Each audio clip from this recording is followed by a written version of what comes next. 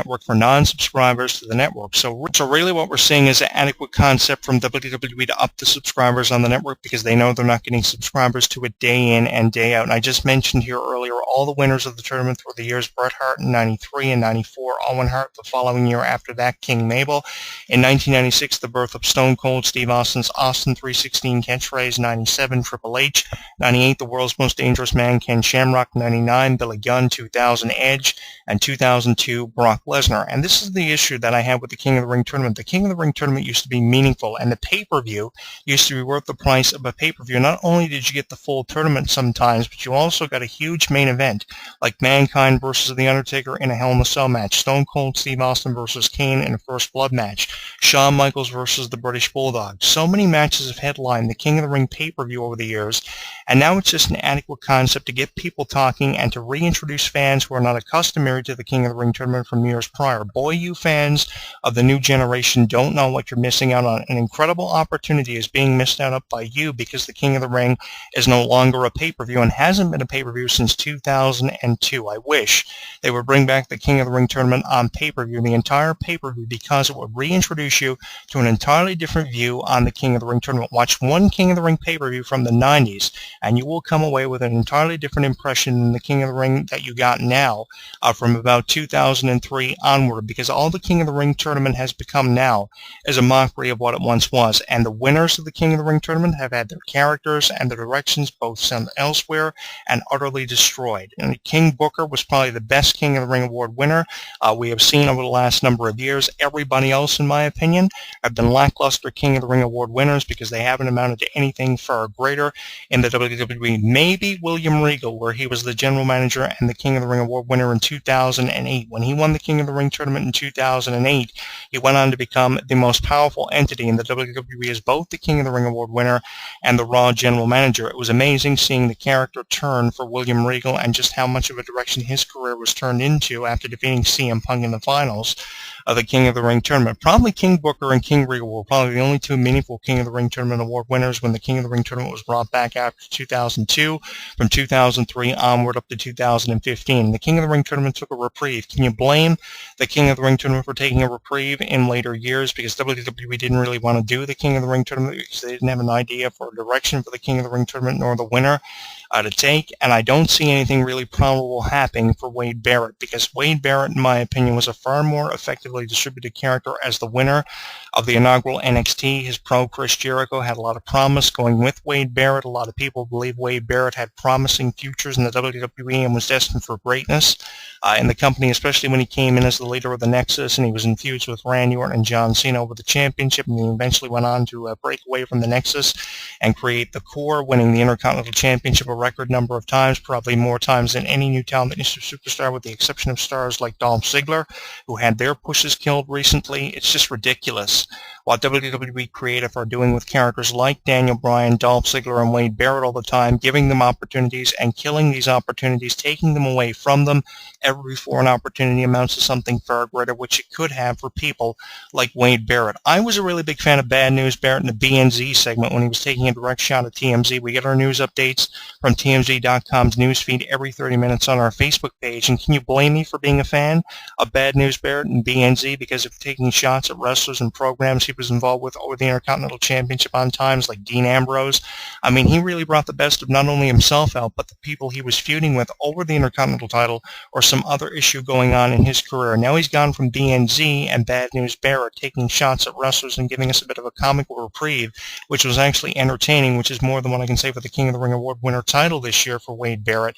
He's gone from Bad News Barrett to King Barrett, which is going nowhere. Who really cares for a program between Wade Barrett and R-Truth, another individual who's very unprofessional and exemplified unprofessionality for so many times over the years? I mean, I can't count the number of times that R-Truth has been unprofessional, because there's been so many times over the years through knowing him and knowing members of his family and having to deal with him. He's very unprofessional, and Wade Barrett's character is being destroyed in this program with R-Truth. I don't see it going anywhere, and fans are not really excited about it. Here you have the 2015 King of the Ring Award winner, just to give you an idea, in main events, a WWE main event on Wednesday nights on the network, and that's really atrocious. Wade Barrett, after coming off a huge win of the King of the Ring tournament, wrestling more times than anybody had to in that tournament, should be in the main events of pay-per-views. Yes, he was in the Elimination Chamber match for the Intercontinental title, but how long really did Wade Barrett last? He lasted long enough for us to notice him in the match, but he did come away with the Intercontinental title. That honor was given to Ryback, and Ryback turned out to be a far more effective Intercontinental champion than he was ever given credit for. Why not give the title back to Wade Barrett? Why not make him the Intercontinental champion like he went into WrestleMania this year as? What happened there? Going into WrestleMania as IC champion, why not give the title back to him to coincide with him winning the King of the Ring title and honor? I really don't know. The obvious explanation for that is because we've seen it before, and it would have been deja vu, only it would have been King Barrett rather than Bad News Barrett as the Intercontinental champion this time around. So I'm hoping they're going to turn it around. There is still time to do something creatively, far more creatively for Wade Barrett, but I don't see it happening anytime soon, although I'm still having a bit of hope going with all this and all the negative reviews that I've been posting about Wade Barrett through written columns for In This Corner with Jonathan Clarke, Cheap Shots with Jonathan Clarke from my Google video blog, and this radio show on our channel at Jonathan Clarke 22. God knows I haven't shied away from giving you my real and true honest opinion about Wade Barrett because I've seen far more effective King of the Rings over the years, and like I said, I remember a time when the King of the Ring tournament was not only a tournament but a pay-per-view, and it actually had meaning behind it. We had King of the Ring award winners like Stone Cold Steve Austin and Bret Hart winning that honor and going on to achieve something far greater in their careers. The King of the Ring tournament used to be a stepping stone which would catapult wrestlers who had never been champion before to championship greatness. Sometimes champions who had held the title before went on to win the King of the Ring title later on in their careers, and had held championships before, so it was just another thing to add to their already impressive resumes. Now, I know Wade Barrett had an already impressive resume, and he could have got away with being the King of the Ring award winner, but they totally have to revamp his entire character and really ruin it. Does he have to come out week in and week out with the crown and the cape on and the scepter? I mean, it's really ridiculous how overkill this is. Yes, in earlier years of the tournament, people will come out with the King of the Ring crown and robe on and scepter, but how long would they come out with the King of the Ring robe and crown and scepter on after winning the tournament? Probably about 3 to 4 weeks, and then after that, the name King was dropped from their gimmick, and then we didn't see them come out with the robe and the crown and the scepter anymore. Now, for the entire year, we're seeing them come out with the crown, the cape, and the scepter all the time, and it's really ridiculous how overkill this gimmick is. So having it overkilled is another fault, along with how it seems to have no meaning attached to it anymore. And the promos that Wade Barrett have been dropping ever since becoming King of the Ring have been absolutely ridiculous. All hail King Barrett, how he refers to himself as an Englishman all the time, really shoving the English accent in our faces. It's really annoying. The International King of the Ring Award winners, I really felt for them. I really felt for how their characters were being destroyed because internationality to me was a really big thing with professional wrestling. When you had international superstars like Sheamus and Wade Barrett who could amount to something far greater in the WWE, which I'm hoping is going to happen for Sheamus, being the Money in the Bank Award winner this year with the briefcase still in tow with him, not knowing when he's going to cash it in, on who he's going to cash it in on over the next couple of months. So I'm hoping they're going to turn things around for Sheamus after coming back with this new look, which really wasn't received all that well by wrestling fans. Well, at least there still is hope for Sheamus. But when you have superstars with so much promise like Wade Barrett and Sheamus, you can't help but really feel for them with how much of a disastrous turn their careers seem to have taken. Now, there still is time for Sheamus, probably more time for Sheamus than there is for Barrett, but I would like to go away from this video blog and today's show thinking that there's hope for both of them, and I don't want to shut one entirely out because internationality, as I just said, I was a really big fan of, and the King of the Ring tournament really pushes home the international feel that the superstars like Wade Barrett and Sheamus have brought to the WWE for at least the last 5 years. And I think that if you're going to do something promising with someone like Wade Barrett, you should have done it long ago, and now the time is now to do something more promising with Wade Barrett. I mean, Wade Barrett has millions of fans out there. Let's face reality.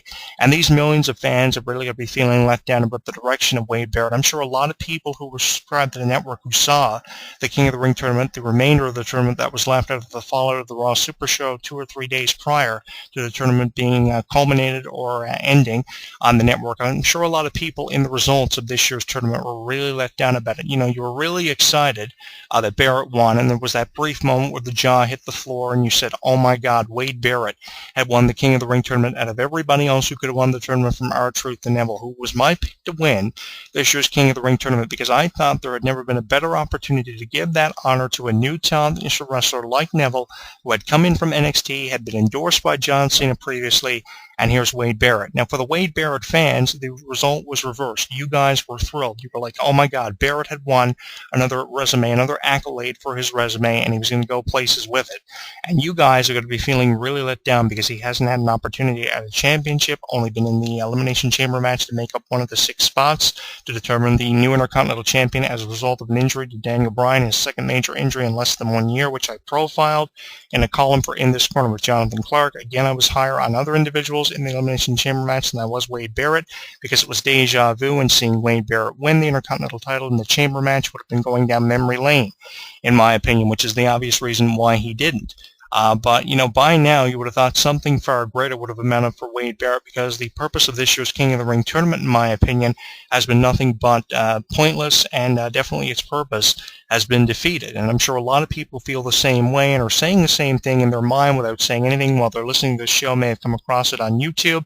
I can't blame you for feeling the same way that I do, because I know I'm not the only one, especially when you have such an honor given to someone like Wade Barrett, who's following in the footsteps of previous King of the Ring Award winners like Steve Austin and Triple H Paul Levesque, who won the title back in 1997 and went on to amount to something far greater, infused with Mankind and some of the greatest like Steve Austin and Shawn Michaels. I mean, the King of the Ring was a stepping stone, and now there's no meaning seemingly attached behind it, so we have more of a reason to go away from this depressed than we do to be happy for the winner, Wade Barrett, who doesn't seem to have anything happening for him over the next couple of months. Hopefully they'll turn it around. We can only hope for better things for Wade Barrett, and I preferred the first half of Wade Barrett's career. The introduction of Wade Barrett into the WWE, the pro Chris Jericho, the spin-off feud they had from the results of NXT Season 1 between Jericho and Barrett, with Barrett getting the better of Chris Jericho and Chris Jericho putting over Barrett, going on to put over superstars like Dolph Ziggler and Bray Wyatt for the future. Really appreciate what Jericho did for Barrett. Barrett broke away from that, was the leader of the Nexus, broke away from that, was the leader of the Core, went on to win the Intercontinental title a record number of times. And now he's doing nothing with his career. He's a mid-carder, feuding with people like R-Truth as this year's King of the Ring Award winner. It would mean more to me if the King of the Ring Award winner and the Money in the Bank recipient were having more done with their character, if there was more emphasis on their characters. I mean, Bad News Barrett had more emphasis on his character, and there was more meaning behind Bad News Barrett. Now we're being let down more times than we want to admit to being let down, because WWE Creative are having the finger pointed at them by myself and probably other video bloggers out there who don't agree with the direction of many of the stars, at least 75% of the stars in WWE, who are mid-carders, who should be having something more ultimately